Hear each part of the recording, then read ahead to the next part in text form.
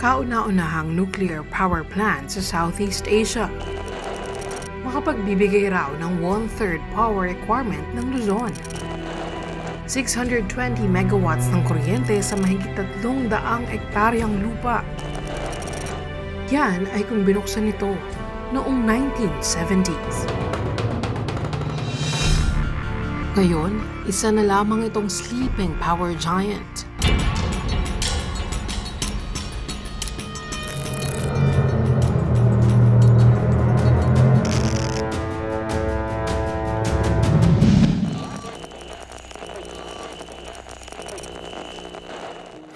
Monster of Morong, White Elephant, at Sleeping Giant. Ilan lamang ito sa mga bansag sa nuclear power plant na ito. Panahon na nga ba para gisingin itong muli?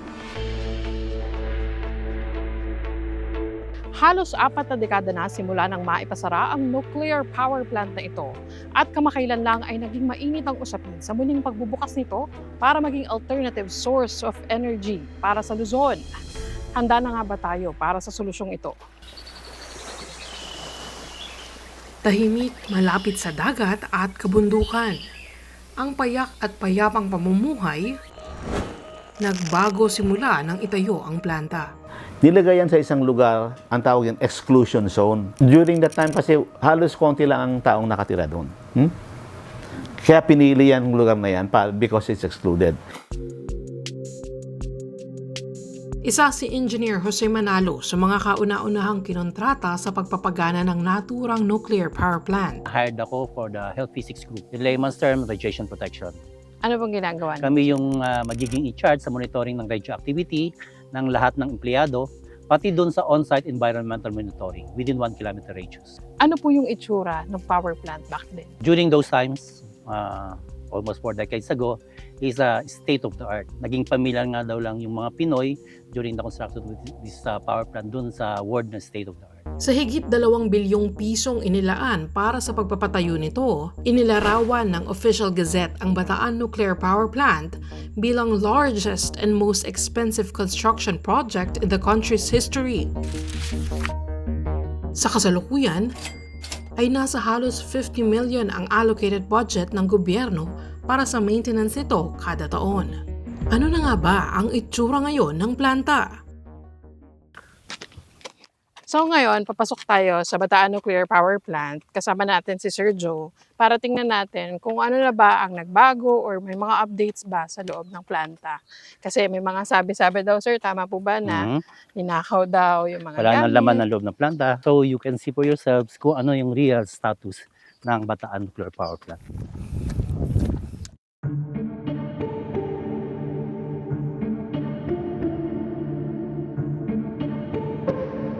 18 meters above sea level sa 389 hectare na lupa sa Nampot Point, Morong, Bataan. Unang bumungad sa amin ang malalaking equipment at mga tubo. Ito ang tinatawag nilang demineralizer water treatment plant. The demineralizer, from the word itself, tinatanggal natin yung mga unwanted minerals kamukha ng chloride. Numero 1 kalaban ng planta dahil sa pangangalawang. Yun yung tinatawag nating silica. Kasi pag hindi natin tinanggal yun, mag-a-adhere sa metal blades ng turbina natin, maapektuhan yung efficiency. Nanggagaling ang tubig mula sa 16 na deep well dito. Malapit din sa West Philippine Sea ang planta. Yung tubig na galing dagat o ilog ay kailangan sa pagpapalamig ng nuclear plant. Kasi mainit kasi yung reactor . Dapat padaanan mo ng tubig para hindi siya uminit masyado. So mainit po ba dito kapag in operation siya? Oo, kasi mga dagdag init ng mga pumps and motors natin, di ba, pag tumatakbo yan, dagdag init. So ito yung tinatawag na BOP, or BOP. balance of plant. Binubuo siya ng condenser, yung turbine generator sa taas. Kapag nag-operate na raw ang planta, ay mananatiling radioactive free ang parting ito. Pagpasok mo rito, ito yung tinatawag na NSSS or the nuclear side, the nuclear steam supply system. This is the permanent egress and egress ng lahat ng empleyado. Kasi dapat dumaan sila dito sa radiation portal monitor for radiation monitoring. Sir, eto napansin ko po, nandito sa baba yung ating fire control area. Bakit po dito siya station? Per floor yan, meron tayong mga code. K3, meaning control room building, elevation 3, hallway 2. So, pag meron kang body-body system, kung may problema, location, K3H2. Manggagaling sa kanilang control room ang anumang report sa kada lugar ng planta. Mayroon silang licensed reactor operators sa lugar na ito. Ano po yan? Emergency hotline? During emergency situation na kailangan ng desisyon ng presidente, Dito rin makikita ang chemical control panels at generators. ito yung mga control ng mga nandun sa local natin. Pag nagkaroon ng problema, yung system, mag-aalarma siya. Then meron tayong mga local operators. Sa ikatlong palapag ay makikita naman ang electrical room. Ito yung AOR or Area of Responsibility ng mga electrical engineers natin. Control of switches, breakers, fuses, transformers, and other safety-related equipment. Kapansin-pansin din ang mga uri ng carbon steel o bakal na ginagamit rito. Kasi nga yung sinasabi nung iba na ninakaw na yung laman ng planta and surplus yung mga nilagay natin, di ba? Parang kakakabit lang siya. Yes. Almost 40 years nang nakatayo yung planta pero tingnan nyo yung quality.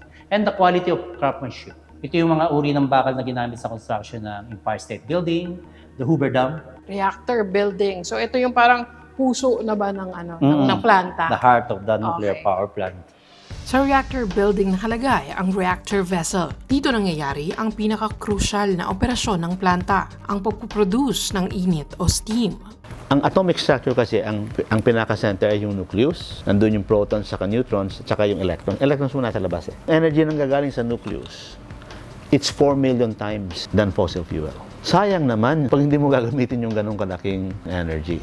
Sa isang nuclear power plant, uranium ang ginagamit na kemikal para makapag-produce ng init ng mas mabilis. So doon mangyayari ngayon yung mag-i-split ka ng uranium. Okay? Ang gagawin mo, isang neutron ka, tamaan uranium, Ito ba yung fission na tinatawag? yan ang fission. Pag nag-split siya sa dalawang atoms, may tatlong neutrons din. May 3 neutrons ka, kung may mga uranium ka, baka tamaan din yon. So ano yung tinatawag na chain reaction.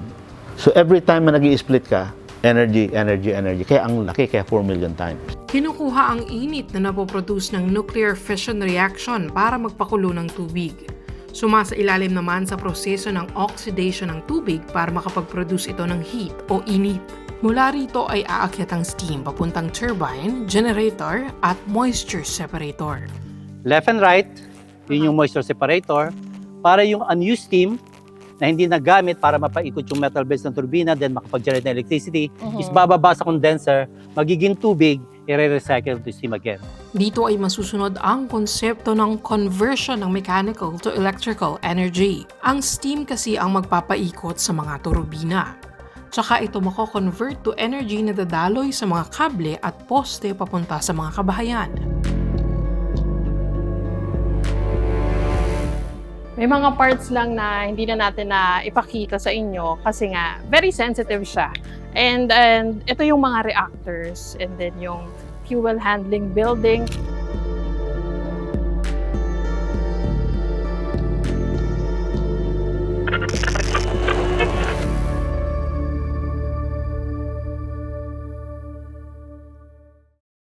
I believe that it is time also to re-examine our strategy towards building nuclear power plants in the Philippines.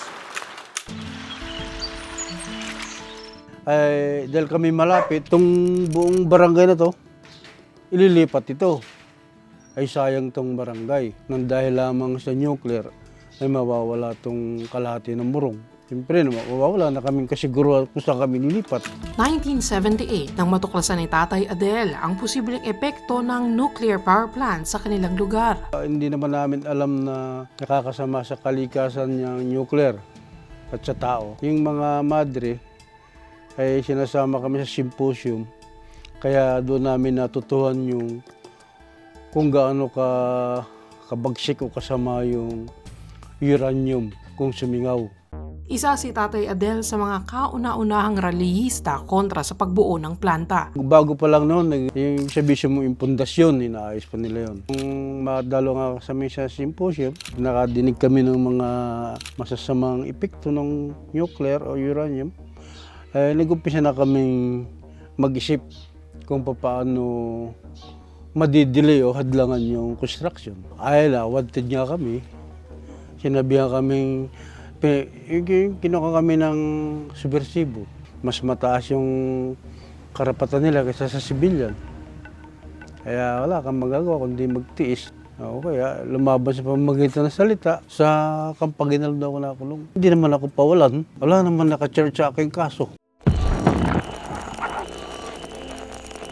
Pumutok noong April 1986 ang balitang nagkaroon ng pagsabog sa nuclear plant sa Ukraine.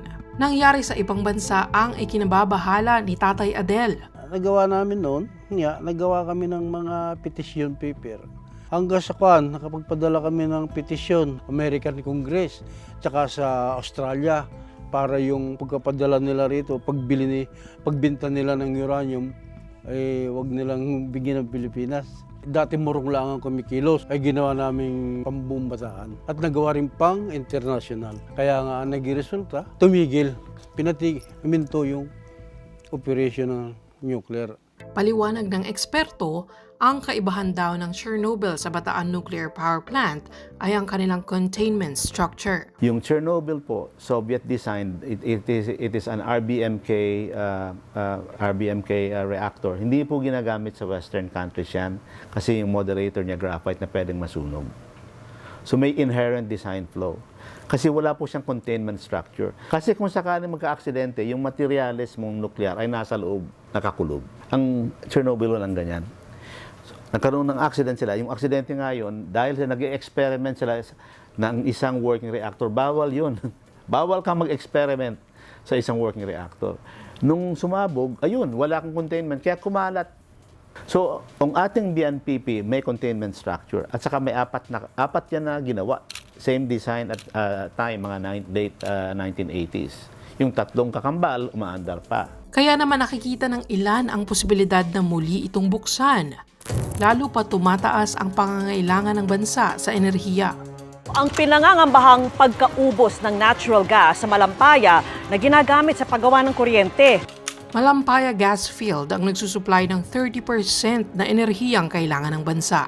Ito rin ang kaisa-isang natural gas field sa Pilipinas. Ayon sa Department of Energy, inaasahang mauubos ang supply ng Malampaya ngayong 2024. Sa isang bansang umaasa sa coal at fossil fuels para sa kuryente, kinakailangan pa nating mag-import para matustusan ito. Kung titinan mo ang electricity natin, kalahati yan, 50% nanggagaling sa coal. Yung coal na yan, 90% imported galing sa Indonesia. So pag sinabi ni Indonesia, ayaw na namin magbenta sa'yo, patay tayo. In fact, nangyari na yan 2 years ago. Ang nakikitang solusyon ng ilang mga eksperto, renewable energy. Geothermal is renewable, pero baseload siya. Pero yung solar at saka wind, renewable yan. Ang problema lang, yung availability niya, ang tawag sa kanya ay capacity factor, intermittent. Sa gabi, walang solar. Yung hangin, hindi naman palaging malakas. Kung may bagyo, sobra naman yung hangin mo. So, kailangan mong, para maging stable siya, magbabaterya ka. Ang mahal po ng batteries. Para mapunan ang pangangailangan ng bansa, binuksan muli ang usapin ng nuclear energy. Ang kagandahan, kung meron ka ng solar and wind na ina-encourage ng DOE natin, kung may nuclear ka, maganda siyang support. Hindi dapat ipaglaban ang nuclear sa renewable. Magkatuwang po yung mga yan. Ano nga ba ang mangyayari kung paandarin muli ang planta? Ito po, galing po ito sa Slovenia, sa Crisco, yung kakambal na planta ng BNPP na umaandar pa ngayon. Ang cost ng kanilang power generation, 1/10 ng Pilipinas. Bakit? Ang tinatawag po kasi energy density. Alam niyo po yung isang maliit na ganyan, isang pellet yan, 2% lang yung uranium yan. Ang katumbas niyan, ilang toneladang coal. Sa init na 2,800 degrees Celsius, uranium ang nagsisilbing fuel para sa nuclear power plants. Pero ayon sa geologist at University of Illinois professor na si Dr. Calvin Rodolfo, mahihirapan tayong panindigan ang uranium importation. Ang pinakamaraming uranium na produce sa Kazakhstan na kalapit bayan nga ng Russia at unstable country gaya ng Namibia, ng Niger, ng Uzbekistan at ng Ukraine. So those sources are very unstable. You cannot be sure that the price will remain stable because there are wars that go on and there are countries that invade other countries. Mahigit 40% ng uranium supply sa buong mundo ay nanggagaling sa Kazakhstan. Samantalang ang mga stable countries gaya ng Canada, Australia, China at United States, binebenta ang kanilang uranium sa United Kingdom. Isa pang ikinababahala ng ilang eksperto ay ang ideya ng solusyon sa global warming ang nuclear energy. When the propagandists talk about how cheap, they do not ignore na you have to find the ore, you have to mine the ore, you have to mill the ore, you have to enrich the uranium. Making the reactor also makes lots of CO2. Pagkatapos, the spent fuel rods have to be saved safely. That's very difficult. Dagdag pa raw sa pangamba ang pagiging malapit ng planta sa Mount Natib, isang potentially active volcano. Ayon sa Philippine Institute of Volcanology and Seismology of PHIVOLCS, classified as potentially active ang Mount Natib.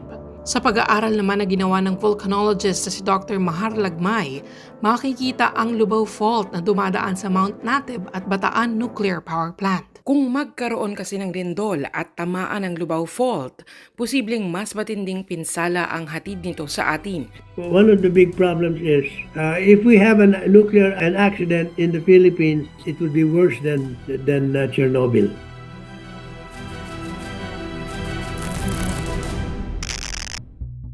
Ang nuclear fuel ay maaari lamang magamit sa loob ng 6 na taon. Matapos nito ay hindi na ito radioactive enough to produce energy. Ngunit nananatili itong lubhang mapaminsala. Kaya naman sa usapin ng nuclear energy at muling pagbubukas ng nuclear plant, mahalagang talakayan din ang nuclear waste disposal. Pinakaisang problema, yung waste material, hindi nila alam kung saan itatapon o saan ililibing. Pag hindi mo naman nailibing na maayos yun, maglilik yun. Kung yung mayroon kang iniisip na baka sumabog, baka sumingaw, kaligtasan naman ng mga tao nakataya.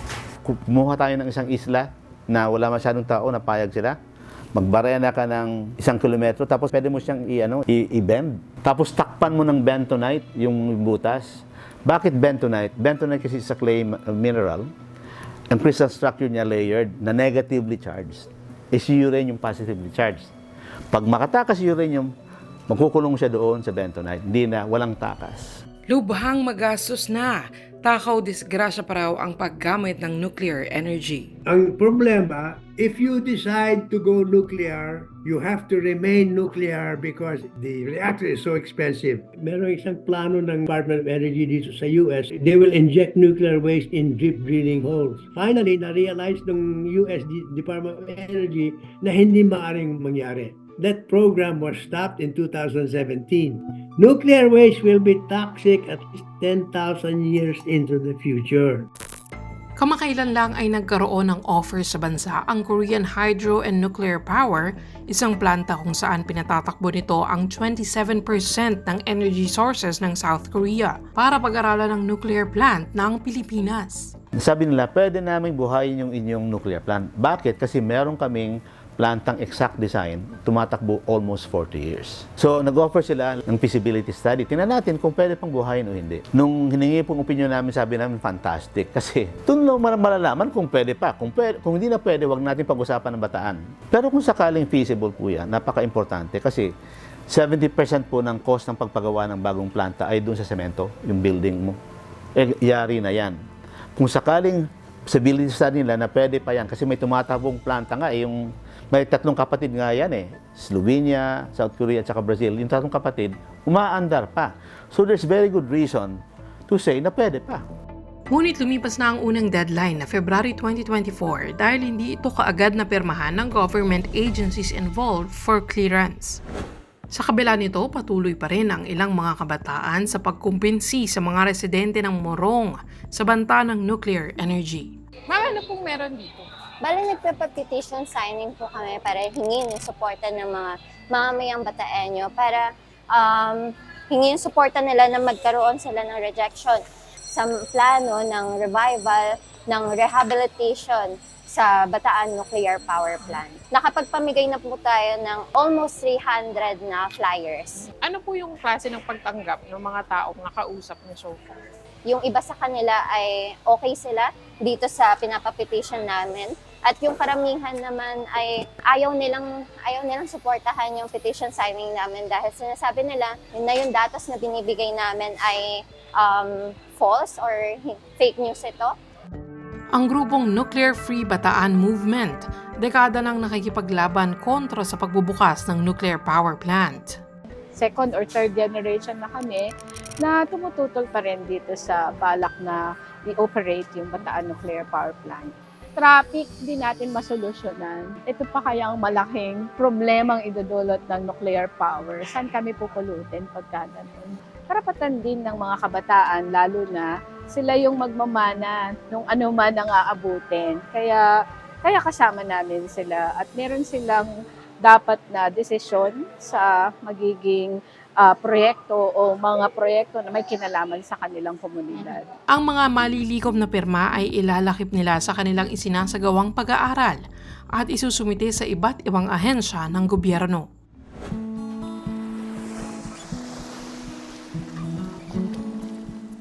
Ang tubig natin, iniinom, para mo malalaman na malinis. Paano na-trace kung saan ang galing ang pollution? Ang tinatawag isotopic techniques. Nuclear technology po yun. Marami tayong relatives na nagkasakit ng cancer. Ang pang-diagnose po niyan, panggamot po niyan ay nuclear medicine. Okay? Meron pong application ng nuclear sa agriculture. Meron kami ditong produkto sa PNRI na nakaka-increase ng yield niya ng agriculture ng rice ng 20%. Nuclear is 4 million times more energetic than fossil fuels. That's why you have to control it. If you're able to control it, talagang dramatic, game changer. Sa kabila ng mga posibleng benepisyo, perwisyo pa rin ang pangamba ng marami. So you have to think about the effect of having a nuclear plant in terms of the children living nearby. I have a map of Bataan with a circle of 5 kilometers from BNPB, 200% more likely to get leukemia. 10 kilometers away, 33% more likely to get leukemia. And as far as I'm concerned, because children are very important, this is the reason that we should follow the example of Germany and not go to nuclear. Madalas kami sinasabihan na yung nga, bata lamang kami, na dapat manahimik na lang kami. Importante yung boses namin dito. Kami ay pag-asa ng aming bayan. Kami ay pag-asa ng ating kalikasan. Huwag tayong matakot na sabihin yung ating pagtutol o mga saloobin. Dahil kung sakalit yan ay matutuloy at magkakaroon kaberya.